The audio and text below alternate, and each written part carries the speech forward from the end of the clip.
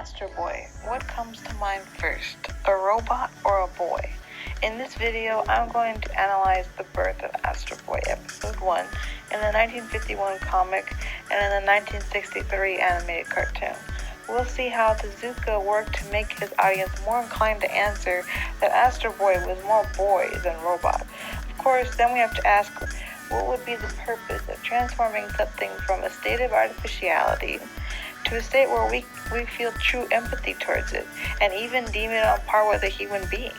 Tezuka overturns our definition of what it means to be human and makes us wonder whether, in fact, the robots could be more human than their creators. First, some backstory. It was the 1940s.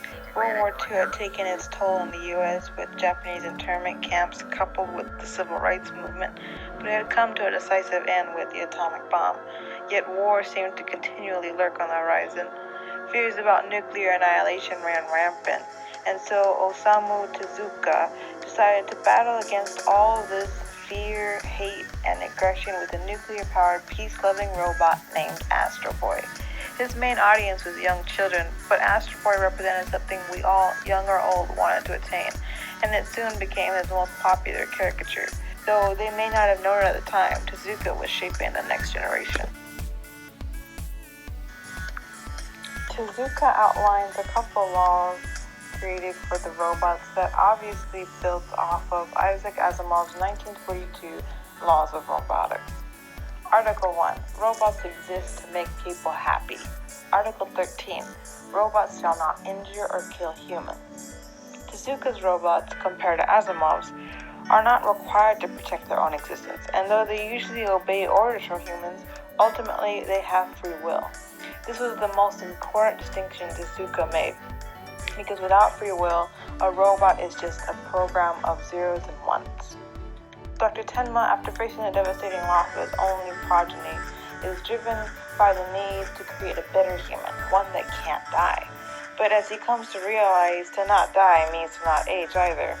Still, Astro Boy represents the accumulation of everything we would want of humanity. The strength to protect the ones we love, the compassion and willingness to stand by them, and the open heart to love all.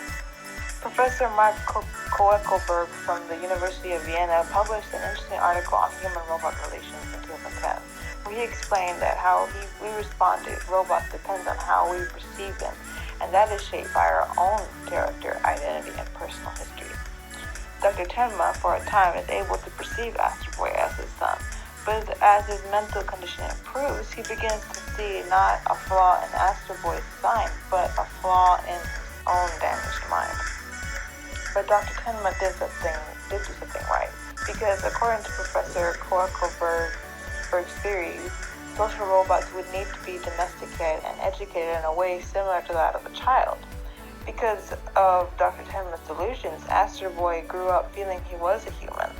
At this critical time, when all his behaviors and mannerisms were developing, he was learning to be a boy, a son even.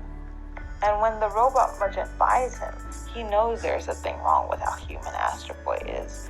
He's more likely to elicit sympathy from humans and bring up the question of robot rights, leading into the theme of slavery that will be addressed much more thoroughly in the cartoon version. As we reach the end, Professor Ochanomizu tells Astro Boy, "I'll be like a father to you." It could as easily have been words from Dr. Tenma. That's it, robot. I'll build a robot that looks like Asta. It'll be my masterpiece. He'll live forever. Years later, in the cartoon, we see just what Astro Boy was made to do as a robot slave, and Tezuka makes us face the fact that when we meet this future, robots will most likely be morally superior to many humans. And if so, how can we define them by Asimov's laws, or risk making them subordinate to humans? Tezuka pulls heavily from imagery of slavery and our historical oppression of others. Mr. Kashitori buys Astro Boy and forces him to participate in robot gladiator battles. But Astro Boy can't kill his fellow robots, saying, "I haven't the heart." Tezuka makes the very striking statement that only one with a human heart could do something so cruel.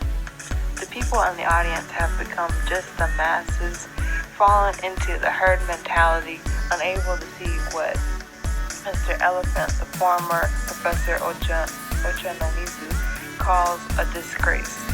But thanks to Mr. Elephant, the robots win a Bill of Rights and, like the African Americans before them, won their independence. Mr. Elephant notably replaces Dr. Tenma as head of the Institute of Science and as Astroboy's father.